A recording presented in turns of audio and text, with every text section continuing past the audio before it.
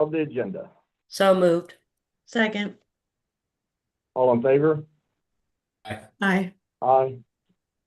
Next, the approval of the minutes from June 3rd, 2025. So moved. Second. All in favor? Aye. Aye. Aye. All right, first action item is 25-26 budget resolution. Yes, so good morning. So in your packet, you all have our 25-26 budget resolution. I have put together a resolution that it has all state funds as allocated to date.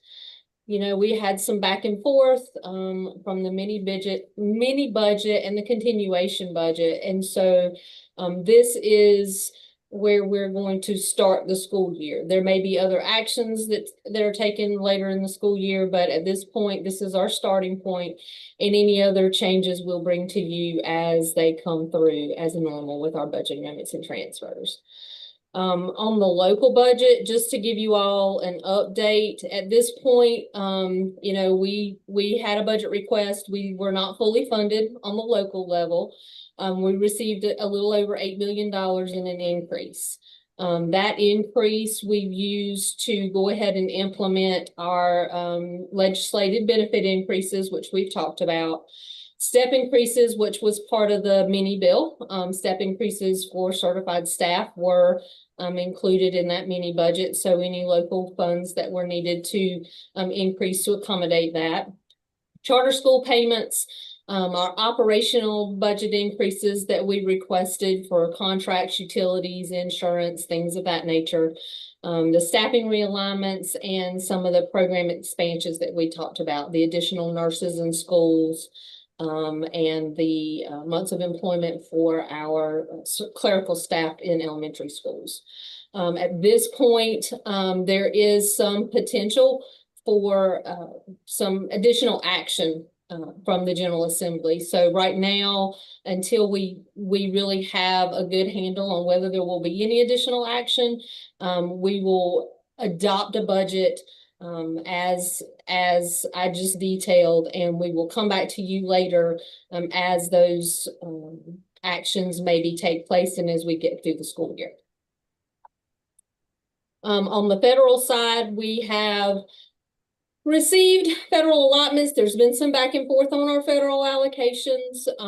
There are some things happening at the federal level right now, but most of the allocations that we received and that we have planning allotments for this school year have been released to us. Funding will be released at the end of October, which is normal for us. If there's anything that comes in that is of concern, or if there's any funds pulled back, we'll come to you and we'll have some of those conversations. But right now, we feel like our federal budgets are pretty stable.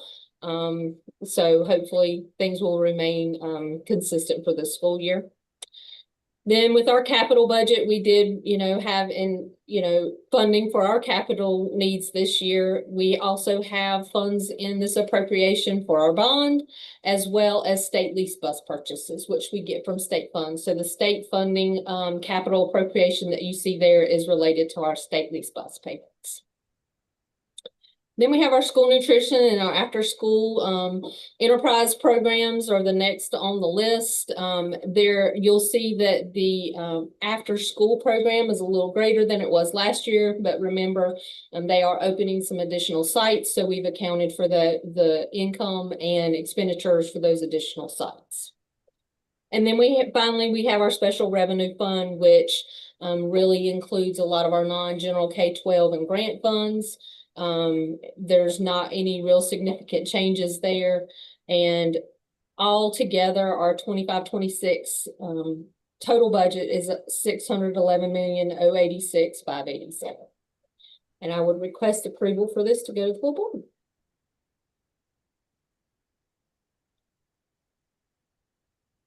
Any questions for Shauna? If not, I entertain a motion to move to the full board.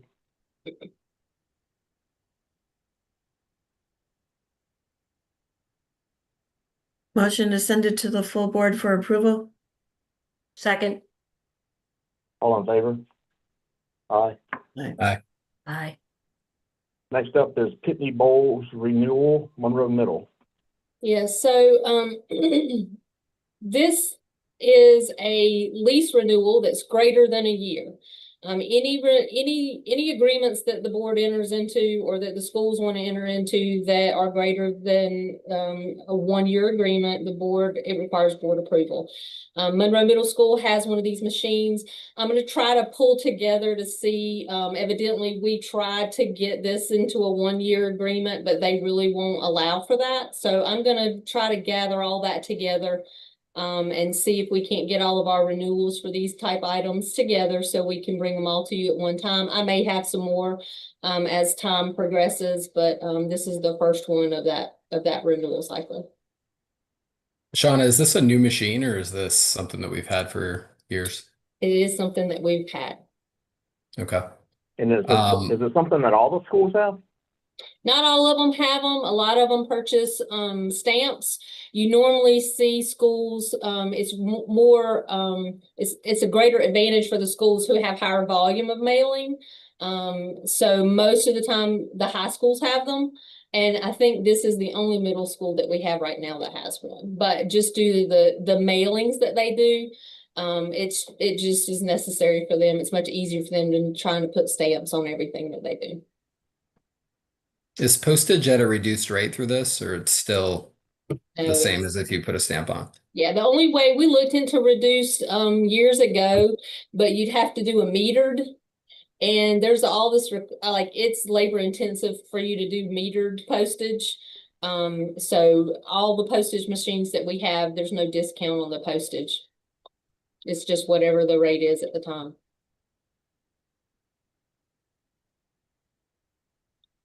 Any other questions for Shauna? Hearing none, I'll entertain a motion to move to the full board. So moved. Second. All in favor? Aye. Aye. And next for informational, we got finance software update. Yes, so good morning again. We have been working on our software update for quite some time, correct? You know, I know you all are very interested to hear where we're at this point. As I included in our last update, we hired a gentleman, Charles Mumpower, who is on this call with us. He came on about 2 weeks ago, I think he's working on it. And so he's gonna help us take charge of this project, help us get it across the finish line, meet our, make sure we're hitting all of our milestones, and working with us to get, the best product for the district. So I'm gonna let him kind of introduce himself, give you a little bit of high level of where we're at. We're working on some documentation to provide to you all with those milestones and those more of a linear timeline that we can share with you. And so he's gonna work with us to help us get there. But I'll let him introduce himself and kind of give you some background about him. Good morning, everyone. I'm Charles Mumpower, and I am thrilled to be a part of the Union County Public Schools team. I'm a lifelong Union County resident, born and raised here. Went to Sun Valley High School, have 3 children that have gone through Union County Public Schools. 1 went to Sun Valley, and 2 have gone to CATA. My background is primarily technology. I kind of grew up through the application side of custom development, data warehousing and data reporting. I've spent about 30 years in this field, from project management to Six Sigma projects, all the way up. My most recent experience has been with Charlotte Mecklenburg Schools. I spent about 15 years there and primarily worked in the business intelligence data warehousing world, with enterprise application experience as well. The last several years, I've been supporting finance and human resources, primarily related to allotments and vacancies, and how we're going to fill vacancies and whatnot. Ran a lot of projects through the years. My background kind of fit in pretty good with what's happening here, so I'm excited about the project. I have met with several of Shauna's teams, and have begun to build relationships with them to begin to document business process as well as the vendor itself for Sylogist. We have additional meetings that are coming up, and what I'm doing right now is what I consider to be an environmental scan. So what I'm doing is just kind of seeing where we're at. And from there, I will take that kind of where we're at now and incrementally build out a project plan to get us where we need to go with specific milestones and probably some incremental implementation throughout. So we're looking to kind of do that so that we can manage risk appropriately. Moving into a new finance system is not the easiest thing in the world, but the things that we want to make sure that we do is the data quality has to be right.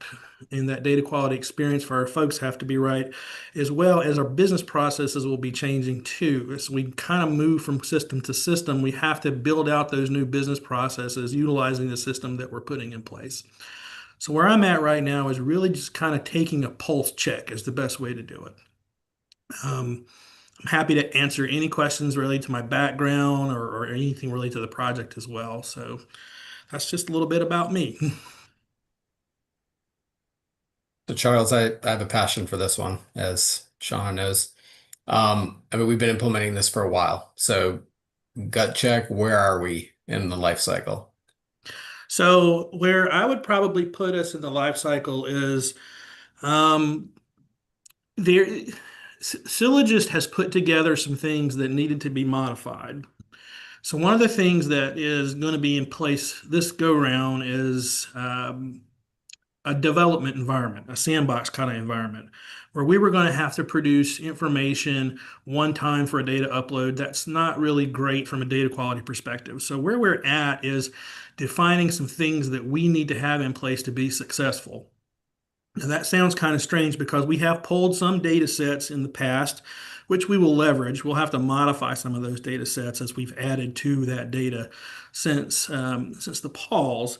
But for the most part, in that project, if you're familiar with the systems development lifecycle, I would put us in and mainly this is because of me coming on board and onboarding, I would put us in requirements or initiation. And the reason why I would do that, requirements or initiation, is because I'm coming on board and I don't know what I don't know. That may mean that whenever I get through this, we would be into the data conversion component because some data conversion has been completed, but that system is configured, but we are not able to see all of the data that we need to see quite yet. So that could change rapidly as I finish my environmental scan. I haven't really had that too much.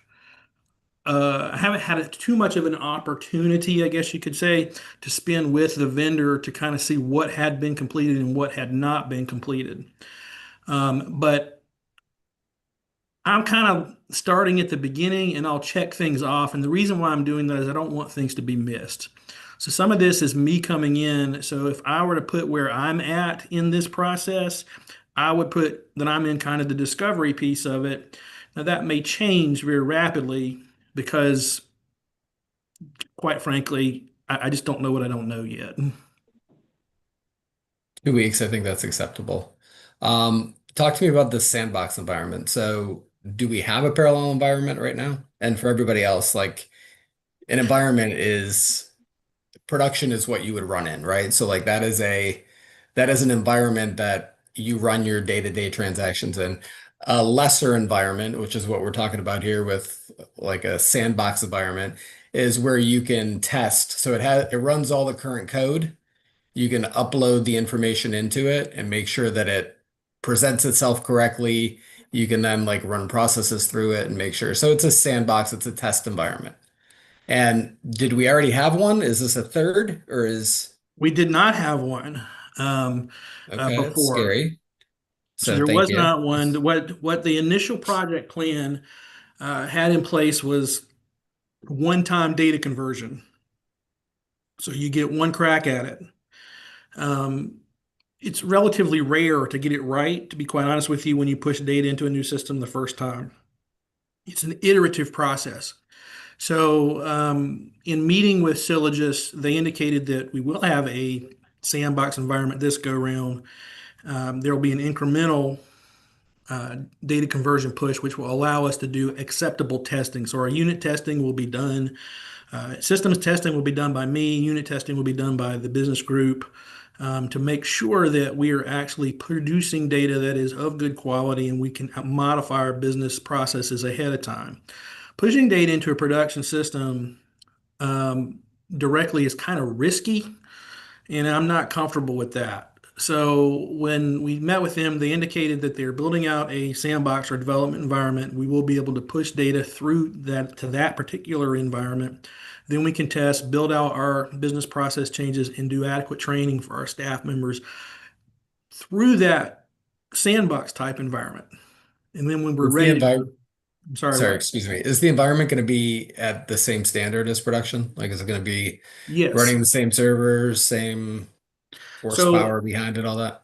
I haven't seen the specs for the sandbox environment. My assumption is that it would be definitely the same code.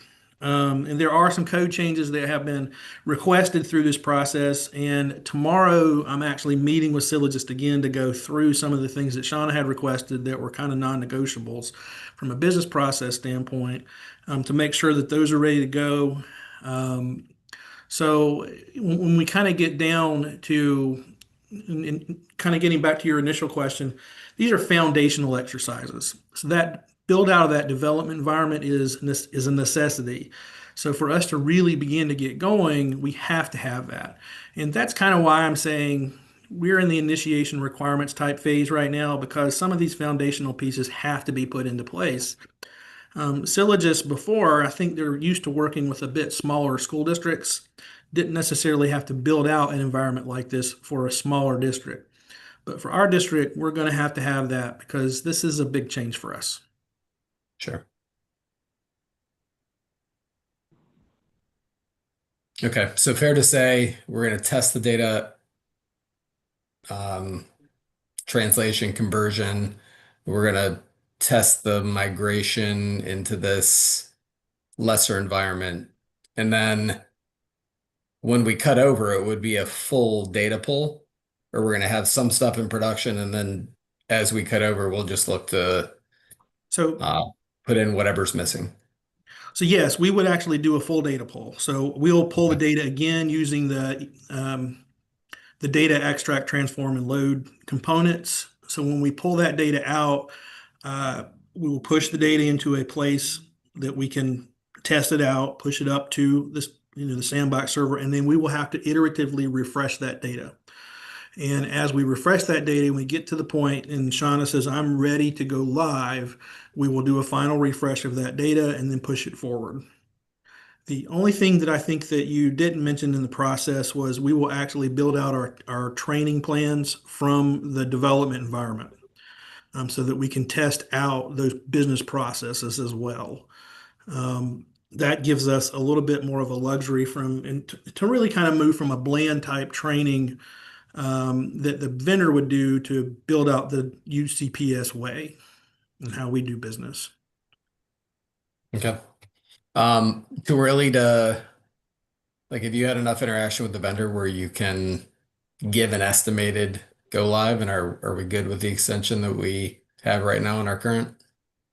I am too early to do that right now. I should have something for that pretty soon, though. So if you're familiar with the Infinite Campus PowerPoint slide that Jay has produced in the past, I'll produce a milestone slide for you guys like that that'll contain dates on it.